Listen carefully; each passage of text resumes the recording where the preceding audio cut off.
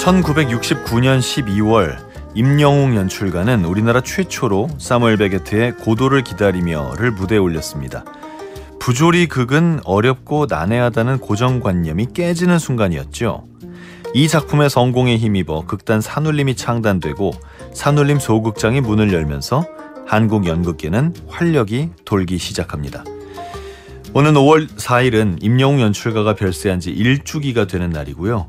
극단 산울림의 임수연 예술감독님 모시고 고인이 남긴 예술 혼과 이 시대 연극의 의미를 살펴보겠습니다. 어서 오십시오. 네, 안녕하십니까. 네, 먼저 저희 청취자 여러분들께 인사 한 말씀 부탁드립니다. 예, 저는 소극장 산울림 예술감독으로 있는 임수현이라고 합니다. 네. 이렇게 좋은 자리 초대해 주셔서 감사드리고 또 국악방송 청취자 여러분들 만나뵙게 돼서 너무나 반갑습니다. 아유, 시간 내주셔서 감사합니다. 사실 이 산울림 극장은 홍대 앞에 있고 또 연극 좋아하시는 분들은 물론이고 홍대 앞에서도 이제 랜드마크잖아요. 이렇게 깊은 역사를 가지고 있는 곳인지 모르는 분들도 꽤 있을 텐데 극단 산울림에 대한 소개를 먼저 부탁드립니다.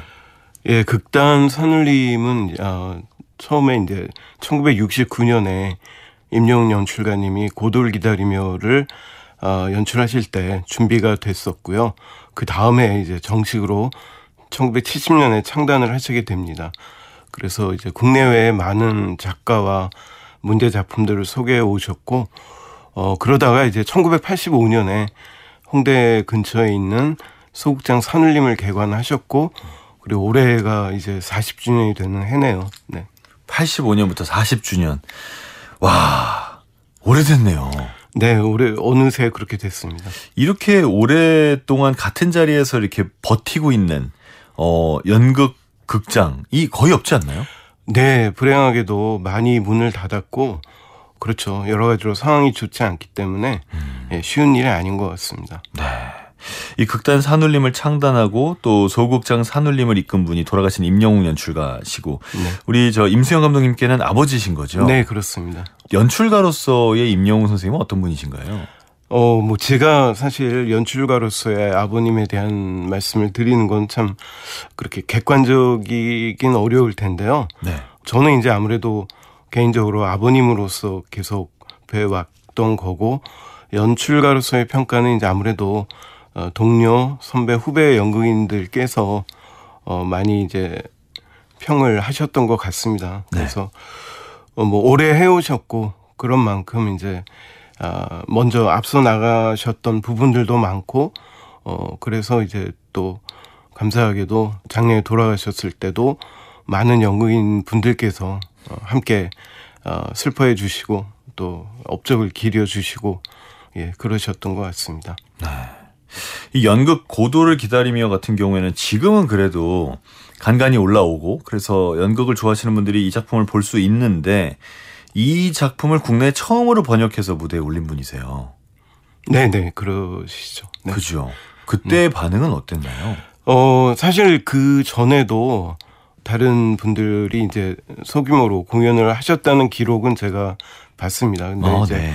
정식으로 우리나라의 고도를 기다리며가 소개된 게 1969년 12월로 이제 알려져 있고요. 그때 마침 작가인 사무엘 베게트가 노벨문학상 수상을 그 직전에 하게 돼서 네. 작품에 대한 관심이 엄청나게 높아졌다고 합니다. 그래서 당시에 그 한국일보 신사옥에 이제 공연장이 새로 개관을 해서 그 기념 공연으로 준비된 작품인데 엄청나게 사람들이 몰려서 엘리베이터 운행이 어려울 정도였다고 와. 예, 그렇게 얘기를 들었고 네. 지금 잘 상상이 안 가지만 어쨌든 그 시대의 고도를 기다리며 같은 작품이 무대에 올라갔다는 것만으로도 참 신기한 일인 것 같습니다. 정말 지금은 연극하면서 막 줄 서고 하는 경우들이 흔한 건 아니지 않습니까? 그렇죠. 예. 네. 아무래도 이제 보통 스타 배우들에 많이 의존을 하기 때문에 그렇지 않은 경우에는 이제 공연장에 줄을 서고 이러는 게 좀 보기 어려운 풍경이 되긴 했죠. 어떻게 해서 이 작품을 하게 되셨다고 하던가요? 저도 사실 나중에 이제 기록이라든지 뭐 책이라든지 이런 걸 통해서 알게 된 건데 네. 아버님 그때는 이제 신진 연출가 중에 한 분이셨죠. 네. 그랬는데 이제 그 전에 몇몇 작품을 발표하시고 그러면서 한국일보 신사옥 개관 기념 공연에 의뢰를 받으셨다고 합니다. 그래서 어떤 작품을 할까 이제 고민을 하시다가 고도를 기다리며라는 작품을 소개받고 또 이제 먼저는 일본어로 번역된 작품을 읽어보시고 어렵지만 굉장히 흥미롭다 이런 생각을 하셨던 것 같네요. 어렵지만 흥미롭다. 네. 네. 어쨌건 이 어렵지만 흥미로운 부분에서 어려운 부분을 극복을 하시고 흥미로운 건 더 잘 살리셔서 그 당시 이제 초인기 연극, 초인기 콘텐츠가 됐습니다. 네. 그렇게 해서 한국일보의 신사옥 개관 기념 공연을 하시고 그러고 나서는 이제 산울림 소극장을 만드신 거잖아요. 네. 이때도 뭐 투자 같은 거 못 받으셨죠? 그런 건 전혀 없었고요. 그러니까 고도를 그렇게 성공적으로 올리시고 극장을 세우시기까지 뭐 15년 정도가 걸리신 셈이네요. 그러네요. 그러니까 그동안은 이제 공연장 구하기도 쉬운 일이 아니었고 굉장히 다른 연극인들도 마찬가지지만 어려운 작품 활동을 하시다가 이대로는 안 되겠다. 그래서 뭔가 전용 공간이 필요하다는 생각을 하셨던 것 같고 그래서 이제 부모님이 어머님이랑 같이 정말 사재를 털어서 건물을 짓기 시작하셨다고 들었습니다. 네.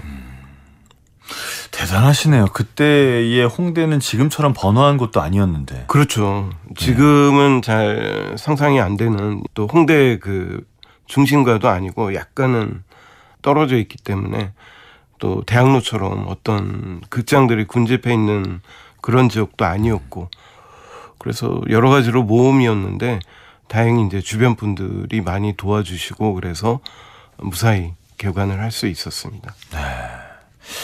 그 이제 감독님께서는 지금 서울예대 불문과 교수로도 활동 중이신 거죠? 네, 그렇습니다. 그리고 극단 산울림의 예술 감독이시기도 하고 또 연출가이시기도 하고 네. 그 어머니께서도 서울예대 불문과 교수셨고요. 제가 몸담기 전에 이제 계셨죠. 네. 네. 그래서 어머니께서 이 사무엘 베케트 거를 번역도 하셨고. 개관하고 이제 기념 공연으로 정해질 때부터 이제 본격적으로 어머님의 번역 대본으로 공연을 하셨죠. 프랑스 희곡들에 아무래도 관심이 많을 수밖에 없겠어요.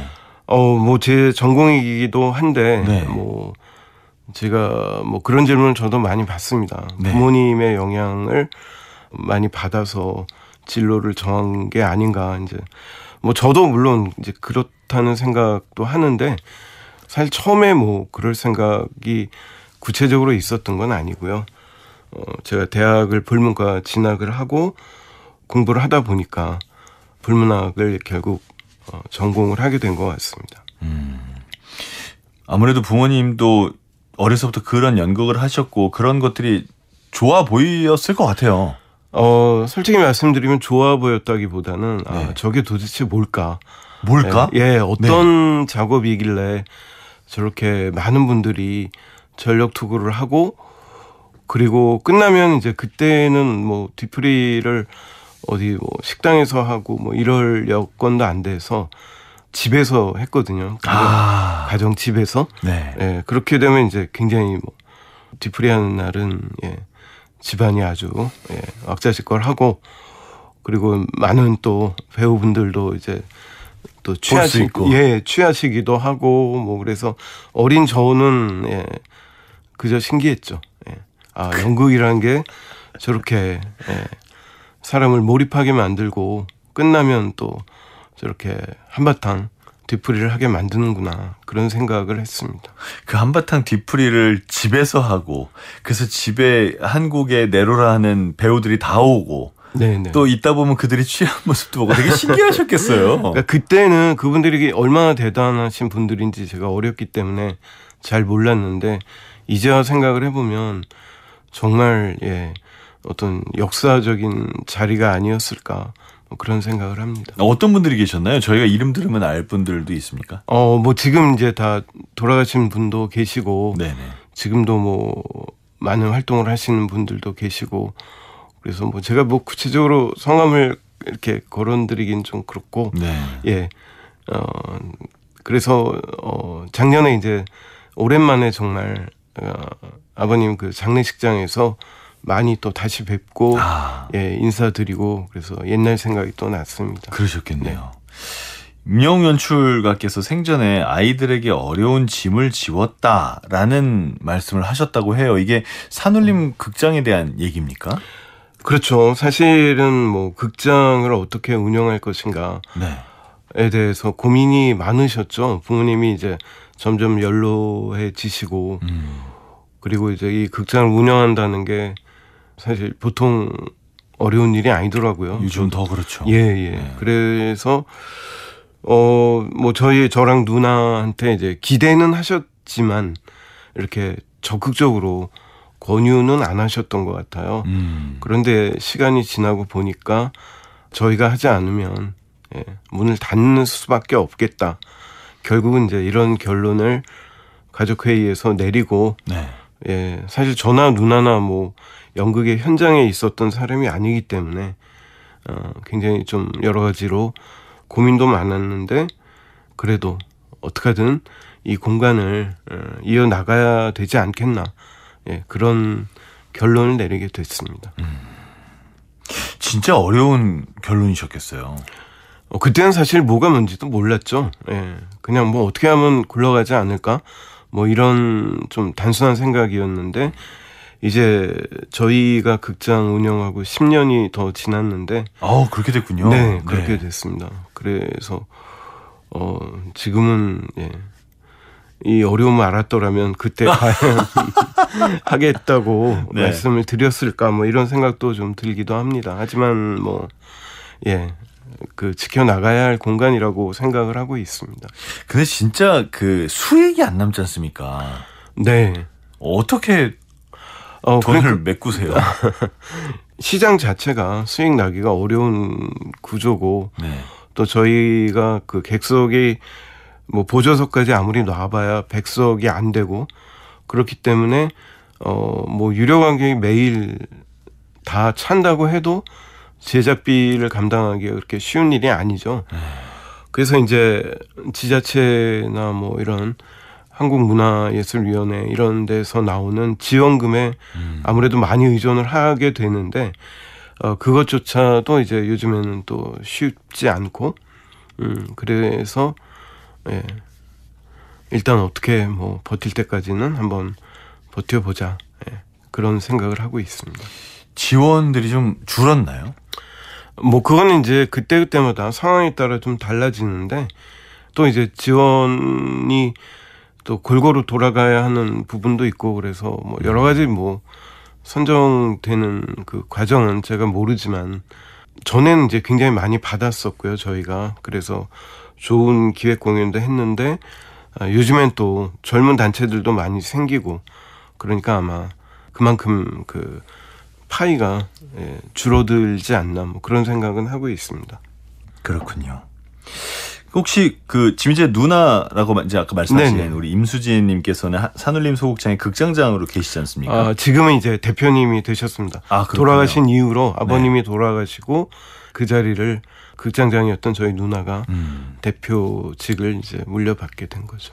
혹시 이 두 분 남매에게 임영웅 연출께서 극장 운영이나 이런 등등등해서 특별히 당부하신 일은 없으신지요? 특별히 뭐 그런 당부는 안 하셨고 저희가 곁에서 봐서 아마 너무 잘 알 거라고 생각을 하신 것 같기도 합니다. 오히려 이제 걱정과 당부는 어머니가 많이 하셨는데 실질적으로 이제 살림을 끌어가신 건 어머니셨으니까 아버님은 이제 현장에서 배우들과 스태프들과 작업을 하시고 내부적인 거는 아무래도 어머님이 더 많이 관여를 하셨기 때문에 걱정은 어머니가 더 많이 하셨죠. 아, 그래요? 예. 또 저희들이 일반적으로 생각하는 거하고는 좀 다르군요. 아무래도 아버님은 이제 대외적으로 하실 일이 너무 많으셨고, 예. 그리고 어머니가 이제 작품 기획이나 번역, 뭐 이런 거부터 많이 그 도움을 주셨죠. 아, 그렇군요. 네. 그럼 어떤 뭐랄까 극장을 지금 이렇게 어렵게 꾸려가는 과정에서 이것만큼은 우리가 좀 지켜보자라고 남매가 서로 생각하시는 것들이 있습니까? 그 산울림 소극장을 찾아와 주시는 분들은 네. 그러니까 오래 전부터 오셨던 분들도 계시고 그리고 주로 이제 그분들은 산울림 연극의 향수 예, 이런 게 있으신 것 같아요. 그래서 그럴 수 있죠. 네, 그래서 그렇게 화려하지는 않지만 좀 진정성이 있고 예, 관객들에게 어떤 그 메시지를 주고 예, 그리고 또 열심히 하는 배우들을 볼 수 있고 그런 게 아마 산울림을 그동안 찾아주셨던 관객분들의 어떤 기대가 아닌가 생각을 하고 있습니다. 그래서 그 부분은 우리가 이제 새 관객들을 유입을 하긴 하지만 올드 팬들에 대한 그런 기대에도 충족시켜 드리고 그러면서 어떻게 하면 이제 새로운 관객들을 유입을 할 수 있을까 그런 고민을 하고 있습니다. 이게 어떻게 보면 의무감인가요? 산울림이라는 공간을 좋아하는 관객에 대한 의무? 그 뭔가 보답이죠. 어떻게 보면 예. 그동안 많이 특히 8, 90년대에 이제 극장의 어떤 전성기랄까요? 그때 이제 많이 찾아주셨고 그러니까 지금은 이제 그분들이 자녀들과 함께 오시는 경우도 있고 이젠 그렇게 됐겠네요. 예. 네.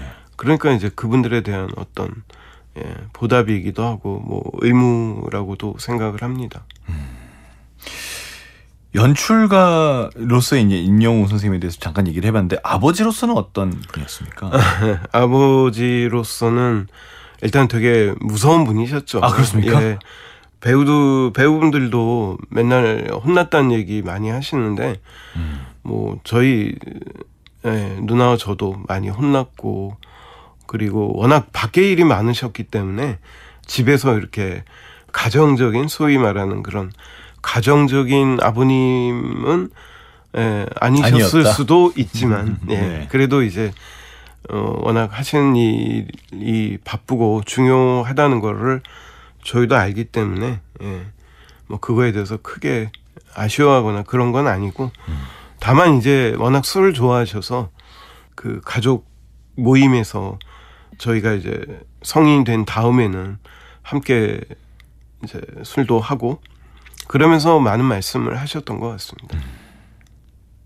이 연극을 한다는 게 연극업에 종사한다는 게 어떤 경제적인 성공하고는 조금 거리가 있지 않습니까? 이게 이제 성장기의 자녀들에게는 그런 부분이 좀 답답하게 보일 수도 있는데 어떠셨어요?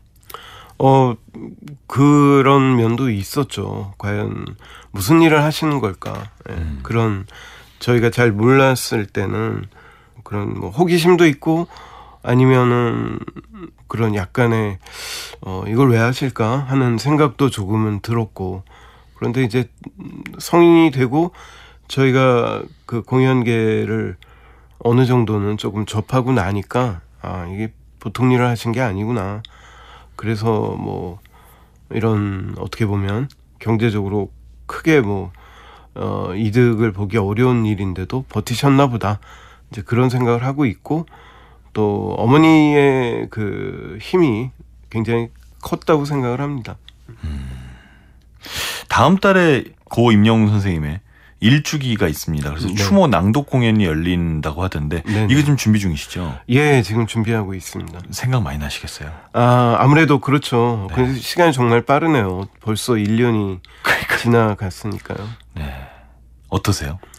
지금도 뭐 워낙 그 병원에 오래 계셨고 그래서 어떻게 보면 이제 조금씩 준비를 해오긴 한 것 같은데 그래도 막상 이제 돌아가시게 되니까 처음엔 실감도 잘 안 나고 뭐 그렇더라고요. 근데 또 감사하게도 연극인들께서 그 대학로에서 노제도 열어주시고 연극인장으로 잘 이렇게 모셔서 보내드리고 나니까 그때는 조금 실감이 났고 아버님이 진짜 연극인이셨구나 평생을 그런 생각을 하게 됐습니다. 음악 한 곡 듣고 와서 추모 공연 얘기 계속 해보겠습니다. 공연 선물도 준비해 오셨다고 합니다. 여러분 끝까지 함께 해주시기 바랍니다. 직접 선곡을 부탁드렸는데 어떤 곡을 골라주셨죠? 네, 사실 제가 뭐 이게 국악 방송이고 네. 그래서 뭔가 그래도 이 방송국의 그 정체성에 맞는 그런 노래를 좀 고르고 싶었고 네. 네, 제가 또 국악에 대해서 뭐 그렇게 많이 아는 것도 아니고 그래서 젊으신지 제가 확실히 모르겠지만 네. 예. 어쨌든 뭐랄까 독특한 그 활동을 하시는 안예은 가수님의 홍연이라는 곡을 한번 추천드리고 싶습니다. 아마 많이 아실 것 같지만 네. 이거 왜 좋아하세요? 제가 벌써 꽤 됐죠. 7, 8년 전에 어떤 드라마를 봤는데 거기에 이제 OST로 노래가 나오는데 너무 좋아서 이 곡이 뭘까? 그래서 찾아보니까 안예은이라는 가수분이 부르신 곡이었고 그분이 또 다른 곡들도 이렇게 국악 어떻게 들으면 타령 같기도 하고 뭐 그러면서 이제 어떤 가사말에 배어 있는 우수, 한 뭐 이런 거를 좀 잘 살리시는 것 같아서 예, 그래서 추천드립니다. 알겠습니다. 여러분도 함께 들어보시죠. 안예은의 홍연. 안예은의 홍연 함께 들으셨습니다. 국악방송 한석준의 문화시대 초대석, 오늘은 산울림 소극장의 임수현 예술감독님 함께하고 있습니다. 앞서서 임영웅 연출가와 서울여대 오증자 명예교수 이 두 분 부모님의 피땀이 서린 극단 산울림과 산울림 소극장에 대한 얘기를 쭉 들어봤는데요. 임영웅 연출가의 추모 낭독 공연이 열립니다. 5월 8일부터 11일까지요. 네네. 네, 좀 자세하게 소개를 해주시죠. 네, 일주기를 맞아서 그래도 뭔가 좀 기념할 만한 행사를 해야겠다고 생각을 했고요. 하지만 이제 뭐 거창하게 막 이렇게 하기보다는 뭔가 의미 있는 그런 작은 자리더라도 뭔가 의미 있는 그런 공연을 한번 마련해서 아버님의 일주기를 좀 기리고 싶은 그런 마음이었습니다. 네. 어떻게 프로그램을 준비를 하셨습니까? 네, 그 3편의 낭독 공연을 준비했고요. 네. 이 3편은 이제 임영웅 연출가님이 생전에 연출하셨던 작품들이고 또 각 작품마다 어떤 나름의 의미와 화제성이 있었던 작품이고요. 그리고 이제 마지막 날 아버님과 연극 인생을 같이 하셨던 몇 분을 패널로 모시고 간단한 토크의 자리를 준비했습니다.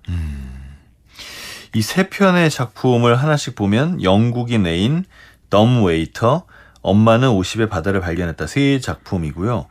각각 이 추모 낭독 공연이 열리는 시간은 일단 영국인 애인은 5월 8일 오후 8시, 덤 웨이터는 5월 9일 오후 4시, 엄마는 50의 바다를 발견했다는 5월 9일 오후 8시입니다. 고 임영웅 연출가 일주기 추모 낭독 공연에 청취자 여러분을 초대합니다. 세 공연에 각각 한 분씩 추첨해서 1인 2매 관람권 드립니다. 원하시는 관람 날짜와 성함을 유료문자 샵 0302로 보내주시기 바랍니다. 짧은 문자 50원입니다. 당첨자 명단은 방송이 끝난 후에 국악방송 홈페이지와 개별 연락을 통해서 확인 가능합니다. 연출하신 작품이 정말 많잖아요. 근데 그렇죠. 그중에 이 세 개를 뽑으신 이유는 뭡니까?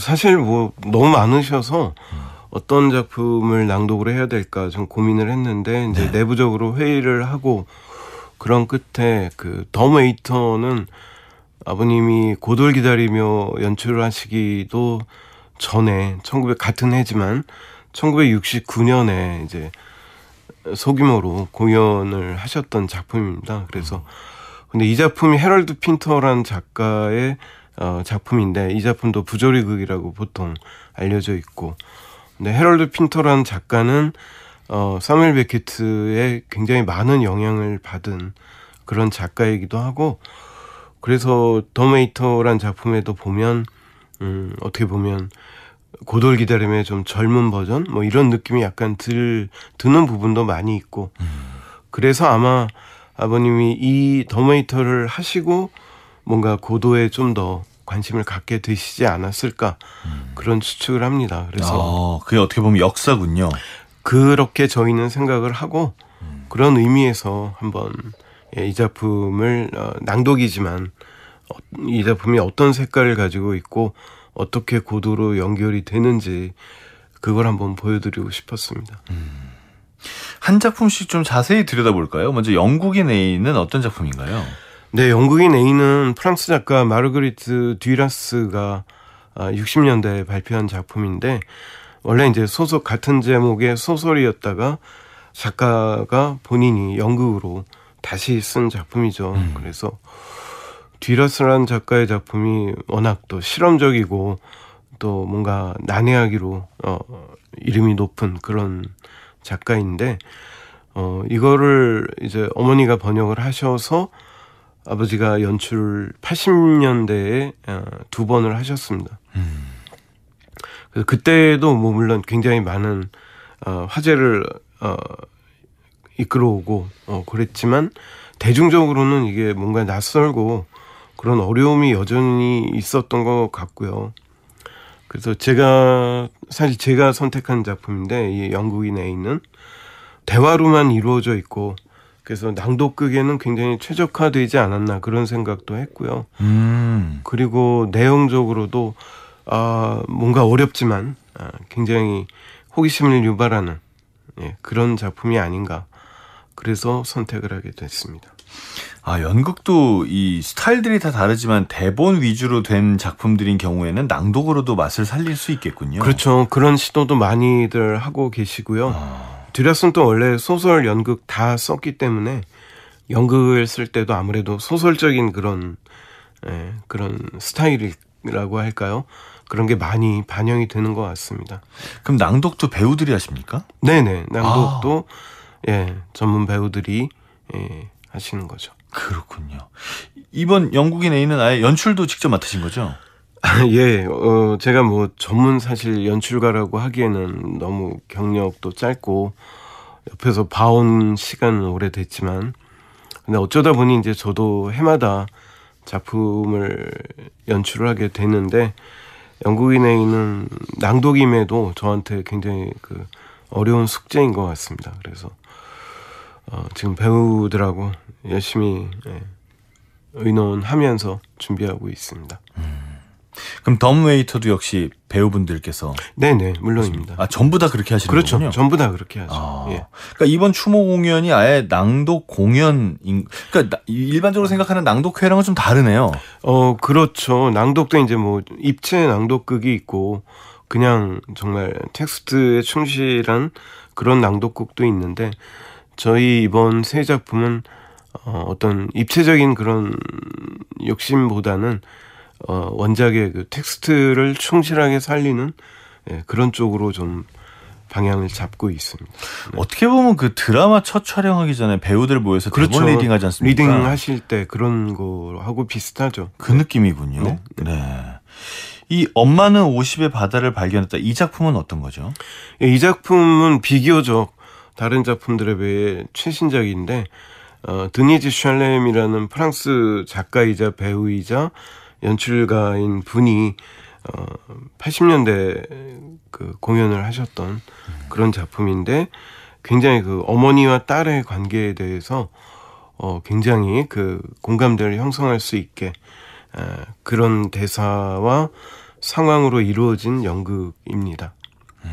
특히 이 작품은 소극장 산울림에서 공연됐을 때 그 박정재 배우님이 너무나 완벽한 연기를 보여주셨고 그래서 관객들이 그야말로 표를 구하지 못해서 안타까워했던 그런 작품 중에 하나입니다. 그러니까 우리나라에서도 대단한 이 효과를 그러니까 어떤 영향을 미쳤던 작품인데 근데 생각해 보면 그럴 수밖에 없을 것 같긴 해요. 왜냐하면 80년대에서 90년대 넘어가면서 우리나라도 여성들의 인권 신장이 많이 올라가지 않았습니까? 네. 왜 어머니 같은 사실 뭐 한 100년 전까지만 해도 어머니는 이름이 없었어요. 뭐 그렇죠. 안성댁, 천안댁 네네. 이렇게 불렀잖아요. 그러다가 이제 이름이 생기고 어떤 여성들의 권리도 좋아지고 정체성도 찾아가는 이 대본 내용이 그런 거죠. 그러니까 제목이 엄마는 50의 바다를 발견했다는데 그러니까 딸은 엄마를 그냥 엄마로만 그렇게 생각을 하고 그랬는데 이제 어머니에게도 인생이 있다는 거를 이제 깨닫게 되는 그런 거죠. 그래서 바다를 발견했다라는 얘기는 이제 그동안 엄마는 사실 자식들 키우느라 여행도 잘 안 가고 자기의 어떤 취미 생활 뭐 자기만을 위한 시간이 없는데 이 작품에서는 이제 상징적으로 어머니가 그 정말 거의 처음으로 본인 혼자만의 시간을 갖기 위해 여행을 떠나고 그래서 이제 딸과의 다시 그 화해랄까요? 그런 걸 이루는 과정이라고 생각을 합니다. 딸과 다시 화해, 딸과 관계의 재정립 이런 건가요? 네, 그런 것 같습니다. 그 최근에 제가 폭삭 속았수다라는 네네. 드라마를 너무 재밌게 봤는데 거기서도 이제 딸과 엄마의 관계, 맞아요. 물론 이제 아버지하고의 관계도 나오지만 그래서 그런 애증의 관계랄까요? 그걸 보면서 이 작품 생각도 많이 나고 그랬습니다. 저도 지금 반대로 이 얘기를 하면서 그 폭삭 속았수다가 좀 생각이 났습니다. 네. 마지막 회차는 토크 콘서트인데 여기는 어떤 분들이 함께 하시나요? 네, 아무래도 연출가 임영웅을 잘 알고 오랫동안 같이 해온 분들을 모시게 됐는데 뭐 사실 너무 많으셔서 네. 어떤 분들을 모셔야 할지 좀 고민을 했는데 일단 진행은 김명하 작가님, 연출가님을 저희가 섭외를 했고 그리고 이제 같이 얘기하실 패널들로는 심재천 연출님 그리고 배우 박정자 선생님, 손숙 선생님 그리고 또 배우 이호성 선생님 그리고 이제 제가 참여를 하게 됐습니다. 이 멤버도 매우 좋네요. 그 이제 아들 입장에서 볼 때는 이분들이 전부 아버지하고 관계가 깊으셨던 분들인가요? 그렇죠. 저도 어렸을 때부터 뵈왔던 분들이고, 네네. 뭐 삼촌 아저씨 하면서 뭐 거의 그런 거죠. 그 어려운 일 있을 때마다 늘 큰 그 버팀목이 되어 주셨던 분들이기 때문에 아마 또 감회가 남다르실 거라 생각을 해서 모시게 됐습니다. 그러게요. 개인적으로도 그렇지만 연극계 입장에서도 정말 감회가 남다르겠습니다.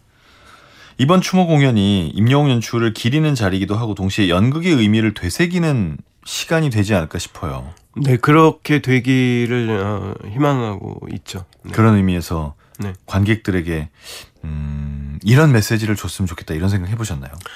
이거 사실 어떻게 보면 좀 사적인 행사이기도 하고 네.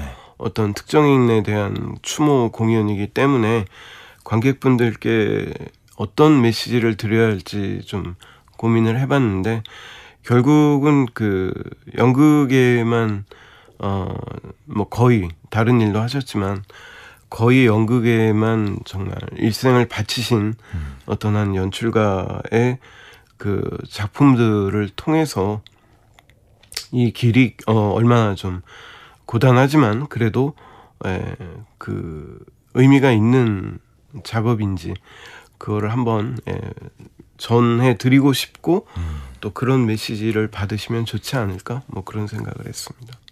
이번에 참여하는 배우들이 전부 극단 산울림 소속이라고 하던데 아닙니다. 그건 아니고요. 꼭 그렇진 않습니까? 네. 이제는 뭐 사실 요즘에 극단 소속 배우 이런 거는 크게 개념이 옛날 같진 않죠. 옛날 같지 않고요.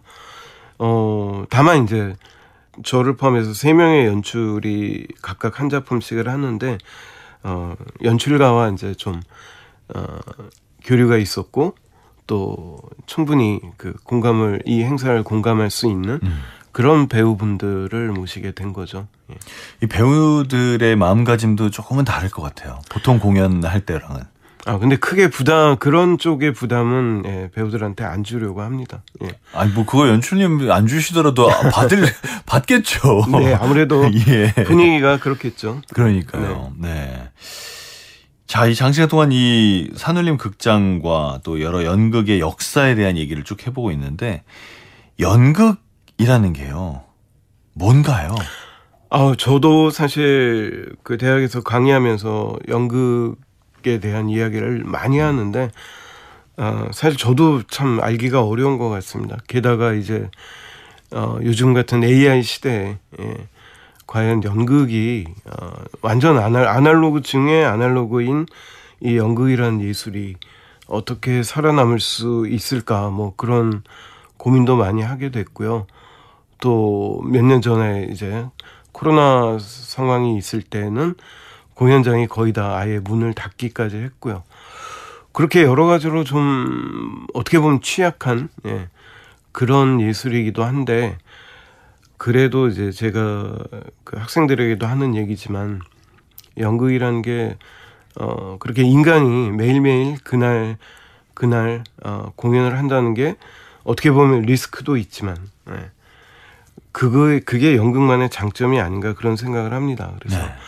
인간의 삶을 제일 입체적으로 생생하게 보여주는 예술이 연극이 아닐까 뭐 그런 생각을 하고 있습니다.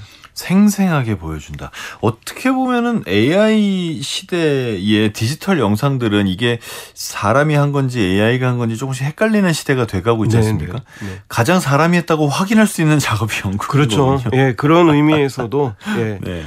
이 시대에도 연극에 대한 그런 그 종사자들과 관객들의 어떤 갈망과 예, 그 의미는 여전히 존재할 거라고 생각을 합니다. 연극인으로서도 살고 계시고 또 대학에서 학생들을 가르치는 교수로서도 살고 계신데 어떠세요? 두 가지를 다 한다는 건 굉장히 힘든 일일 것 같거든요. 그렇죠. 뭐 아무래도 쉬운 일은 아닌데 뭐 다 재미가 있습니다. 어렵기도 하지만 학생들하고 만나는 일은 언제나 늘 저한테는 신선한 자극이 되고 또 연극은 정말 과정은 너무 어렵지만 또 관객들이 좋은 반응을 해주시면 또 이런 맛의 연극을 하는 거구나. 또 아버지도 이런 것 때문에 놓지 못하셨나 보다 이런 생각도 하게 되고 그리고 저 개인적인 작업은 사실 번역을 제일 많이 하는데요. 네. 뭐 의뢰가 와서 번역하는 경우도 있고 아니면 제가 이제 작품을 발굴하는 취지에서 새로운 작품이 뭐 없나 해서 이제 제가 전공한 프랑스 문학을 뒤적이고 있죠. 예. 번역에도 계속해서 욕심을 내고 계시는군요. 또 제가 해야 할 일이기도 한 것 같습니다. 네. 네. 그래서 산울림 소극장이 연극 외에도 뭐 인문학 아카데미나 또 젊은 예술가를 발굴하신다든지 고전 극장도 있고 다양한 프로그램들을 운영하고 계시는데 올해는 어떤 계획을 가지고 계십니까? 네, 올해가 아버님 일주기도 하지만 그 소극장 산울림 개관 40주년을 맞는 해입니다. 그래서 그때 개관 기념 공연으로 했던 고도를 기다리며를 정말 오랜만에 소극장 산울림 버전으로 다시 가을에 올릴 계획으로 있습니다. 그래서 지금 이제 또 다른 프로덕션의 고도도 굉장히 성황리에 공연이 됐었고 그렇지만 이제 또 저희가 그동안 해온 고도도 그리워하시는 분들도 계시고 또 저희도 개관 기념 공연이었기 때문에 비록 연출가님은 안 계시지만 40주년을 맞아서 다시 한번 올려볼 그게 올해 제일 큰 계획이고 저 개인적으로는 이제 올해 연말에 또 제가 오랫동안 해온 편지 콘서트라는 그런 음악 공연이 있습니다. 네. 그래서 그 공연 준비도 하고 있습니다. 그렇군요. 알겠습니다. 오늘 극장 산울림의 임수연 예술감독님 모시고 돌아가신 임영웅 선생님과 또 연극계에 있었던 많은 일들에 대한 함께 얘기를 나눠봤습니다. 오늘 시간 내주셔서 정말 감사하고요. 이번 추모 공연도 그렇고 산울림에서 하는 앞으로의 공연들도 다 성공적일 진심으로 바랍니다. 네, 정말 이렇게 불러주셔서 감사드리고 오늘 아주 즐겁고 의미 있는 시간이었습니다. 감사합니다. 시간 내주셔서 감사합니다. 네.